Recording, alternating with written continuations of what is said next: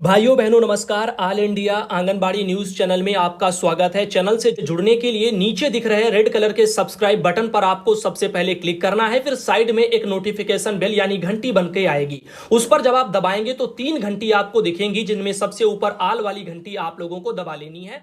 बड़ी सेविका सहायिका मिनी बहनों, आज शाम की सच्ची खबरों में आप सभी का स्वागत है। जैसा कि आप देख सकती हैं, मांगों को लेकर के गरजी हैं आंगनबाड़ी कार्यकर्ता बहनें और साथ ही साथ रसोईया बहनें भी। तो आइए देखते हैं दोनों बहनों की क्या समस्याएं हैं, जिनको लेकर के डीएम और बीएसए को बहनों ने ज्ञापन सौंपा है और अपनी समस्याओं को बताया है। निराकरण की मांग पर उनको आश्वासन जो है मिला है। अब आइए देखते हैं, इस पर चर्चा करते हैं। तो ये आपका कौशाम्बी जिले में वहां से आर्टिकल प्रकाशित किया गया है। जैसा कि आप यहां पे देख पा रहे हैं, जिले में आंगनबाड़ी कार्यकर्ता सहायिका और रसोईया बहनें ये समस्याओं से बेचारी जूझ रही हैं और इनकी समस्याओं का समाधान न होने से परेशान जो आंगनबाड़ी और सहायिका बहनें हैं, इन्होंने शुक्रवार को कलेक्टर में प्रदर्शन किया है, जबकि रसोईया बहनों ने डाइट मैदान में अपना धरना दिया है। डीएम और बीएसए को ज्ञापन सौंप करके समस्याओं का निराकरण कराने की मांग की है। वहीं महिला आंगनबाड़ी कर्मचारी संघ की कार्यवाहक प्रदेश अध्यक्ष हैं माया सिंह जी, जो कि उन्होंने प्रदर्शन किया है और दौरान उसी जो है उन्होंने कार्यकर्ताओं की पोलियो में, ट्रिपल ए में और संचारी रोग नियंत्रण में, साथ ही कोरोना काल में जो ड्यूटी लगाई गई थी स्वास्थ्य विभाग के लिए उन्होंने काम किया, लेकिन इसका भुगतान अब तक उनके वहां जिले में नहीं हुआ है। बाल विकास विभाग पुष्टाहार पे जो है इस शोषण का इन पर जो है वहां पर आरोप लगाया है और कहा है कि बिना मोबाइल दिए जबरन सेवा समाप्त करने की धमकी देकर पोषण ट्रैकर पर फीडिंग कराई जा रही है। न करने पर अन्य दबाव भी बनाया जा रहा है और जिला पूर्ति विभाग 2 साल से बच्चों के लिए सूखा राशन, गेहूं और चावल नहीं दे रहा है। ऐसे में परेशानी का सामना करना पड़ रहा है और बताया है कि 1775 आंगनबाड़ी केंद्र हैं, इनमें मात्र 532 केंद्र में ही भवन हैं। शेष प्राथमिक विद्यालय पंचायत भवन या सामुदायिक भवन और किराए के भवनों में संचालित हैं, जहां मूलभूत सुविधाओं का अभाव है और इसके अलावा अन्य तमाम जो भी गंभीर समस्याएं हैं जो लंबे समय से वहां पर अभी दूर नहीं की जा रही हैं। प्रदर्शन और ज्ञापन देने में वहां पर अध्यक्ष के अलावा उपाध्यक्ष संजना दीक्षित बहन, रेणु प्रजापति, सुनीता देवी, सुषमा देवी, प्रेमा देवी, ये सब वहां पर शामिल रही हैं। तो एक तरफ ये देख रहे हैं रसोईया बहनें जो कि डाइट मैदान में उन्होंने शुक्रवार को धरना दिया और ये एक तरफ कलेक्टर में प्रदर्शन करती आंगनबाड़ी बहनें। तो इस तरीके से आप देख रहे हैं, वहीं पर रसोईया बहनों ने धरना प्रदर्शन क्यों किया है और मांगे क्या है, उस पर भी थोड़ा ध्यान दीजिए। रसोईया ने डाइट मैदान में अपने अधिकार की मांग को लेकर के धरना प्रदर्शन किया।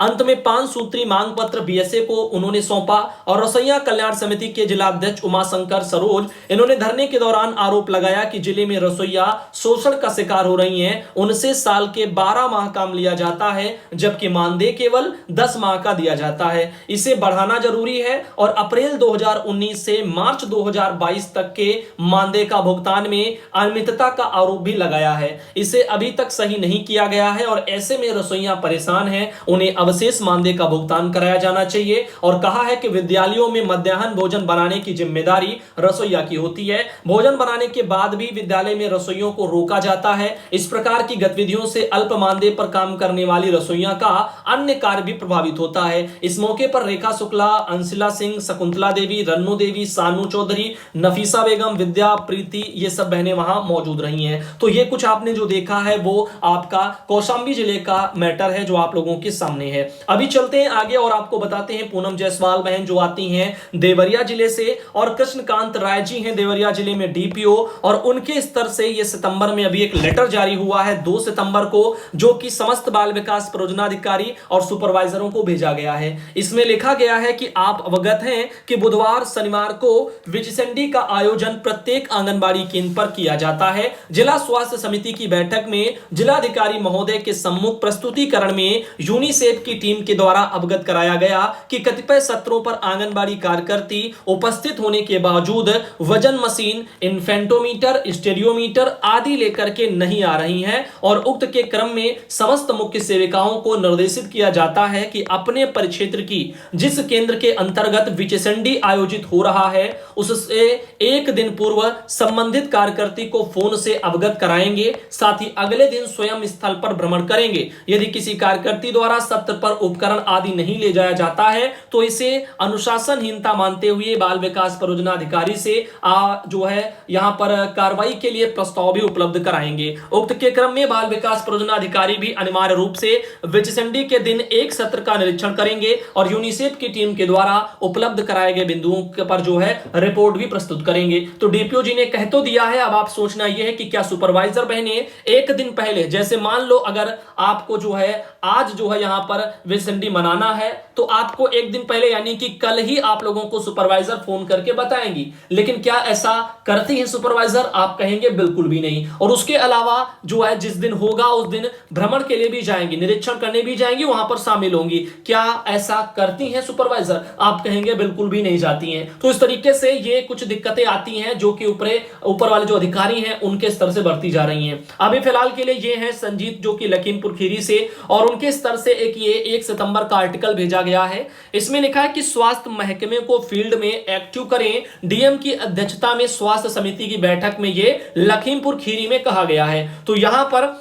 जो है आपके डीएम है महेंद्र बहादुर सिंह, इन्हीं की अध्यक्षता में जिला स्वास्थ्य समिति की बैठक हुई और इसमें मुख्य रूप से सीडीओ अनिल सिंह वहां मौजूद रहे हैं। और डीएम महेंद्र बहादुर सिंह ने कहा है कि पूरे स्वास्थ्य महकमे को फील्ड में एक्टिव करें, स्वास्थ्य संकेतों में बेहतर परफॉर्मेंस दिखाएं। इस तरीके से यहां पर चीजें बताई जा रही हैं और यहां पर एक ये मैटर सामने आया है। वहीं पर यही आर्टिकल है लखीमपुर खीरी का, डीएम के सैम व मैम बच्चों के चिन्हांकन के उन्होंने वहां निर्देश दिए हैं। तो यहां पर यह भी बताया गया आंगनबाड़ी केंद्रों का निरीक्षण के दौरान कि जो भी सैम मैम बच्चे हैं उनका चिन्हांकन करो और उनको भी निर्देश दो। वहीं पर अब देखिए government of UP Uttar Pradesh सरकार की तरफ से ट्वीट किया गया है कि लखनऊ में मेट्रो के दूसरे चरण की प्रक्रिया भी शुरू, चारबाग से बसंत कुंज तक मेट्रो की राह अब आसान होगी। तो आइए देखते हैं लखनऊ में मेट्रो से जुड़ी हुई जानकारी। अब यहां पर देखिएगा लखनऊ में मेट्रो के दूसरे चरण की प्रक्रिया शुरू हो गई है। योगी के निर्देश क्या है पहले वो आप देख लीजिएगा।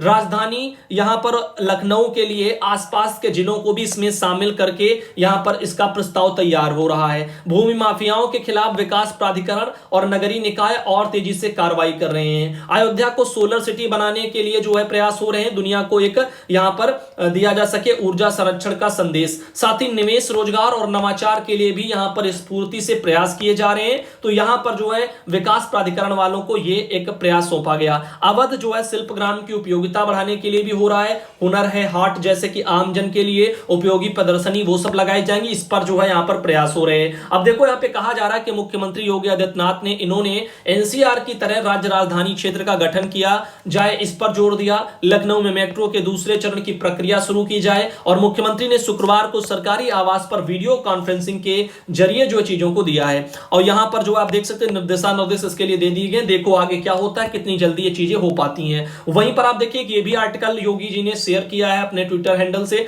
चारबाग में बसंत कुंज तक मेट्रो की राह हुई आसान और यहां पर डीएमआरसी की संशोधित डीपीआर का आकलन करके बुधवार तक शासन को भेजी गया जो है यूपीएमआरसी। तो आप देख सकते हैं इस तरह से 12.5 किलोमीटर का है लखनऊ मेट्रो की ब्लू लाइन का यह सेक्शन और 12 स्टेशन प्रस्तावित हैं इस सेक्शन में। इनमें से 7 जो है भूमिगत भी रहेंगे। तो यहां पर 8% तक बढ़ गई है यहां पर लागत, ऐसा यहां पर बताया जा रहा है। तो आप देख रहे हैं ये कुछ चीजें हैं जो कि आने वाले समय में लखनऊ में और ज्यादा थोड़ा मदद मिलेगा मेट्रो के जरिए। लखनऊ के औद्योगिक विकास में मदद देगी आपकी एससीआर। तो आप देखिएगा इस तरह से ये कि काम चल रहा है लखनऊ में मेट्रो को लेकर के और लखनऊ के सभी ब्लॉक यहां पर एलडीए में शामिल होंगे। इस पर हम पहले भी चर्चा कर चुके हैं। तो फिलहाल के लिए ये आपके अतुल भारद्वाज जी की रिपोर्ट है। वहीं पर ये आती है फहेबा बहन जो बिजनौर से, और उनके स्तर से एक ये फोटो भेजी गई है।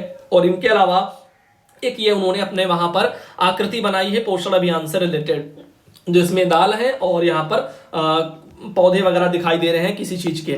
फिलहाल के लिए ये जो आज का वीडियो है इसको हम यहीं तक रखेंगे, ज्यादा लंबा नहीं रखेंगे। फिलहाल के लिए आज का वीडियो आपको कैसा लगा आप कमेंट में बता सकते हैं। और सबसे जरूरी ये है कि यहाँ पर जो है आंगनबाड़ी बहनों की समस्याएं, तो समस्याओं को लेकर के हर जिले से आवाज उठनी चाहिए और जहां कहीं भी कोई भी समस्याएं आ रही हैं ताकि उनका निराकरण हो पाए, सबसे पहले तो आंगनबाड़ी बहनों को ही आगे आकर के इसके लिए लड़ना होगा। फिर तभी आपके साथ में बाकी लोग खड़े हो पाएंगे, जैसे कि आपका यूनियन और फिर उसके बाद में मान लीजिएगा न्यूज चैनल, और ऐसे करके फिर बाकी लोग आपके साथ जुड़ेंगे। अब मान लीजिएगा समस्या आपको है और आप ही अपनी समस्या के लिए अगर नहीं लड़ना चाहती हैं, तो फिर बाकी लोग आपकी समस्या के लिए वो कैसे लड़ेंगे, किस बुनियाद पर लड़ेंगे? तो यहां पर मेन कौन होता है? आप होती हैं। आपसे यूनियन को ताकत है, आपसे जो है आपके आवाज उठाने वालों को ताकत है। तो अगर आप ही नहीं लड़ेंगी तो फिर कोई नहीं लड़ेगा आपकी लड़ाई, ये आप समझ लेना। तो समस्या आपकी है, लड़ना भी आपको पड़ेगा, आपका साथ देने के लिए बाकी लोग समय समय पर खड़े होंगे। और रही बात यहां पर यूनियन की, तो यूनियन को अपनी बहनों को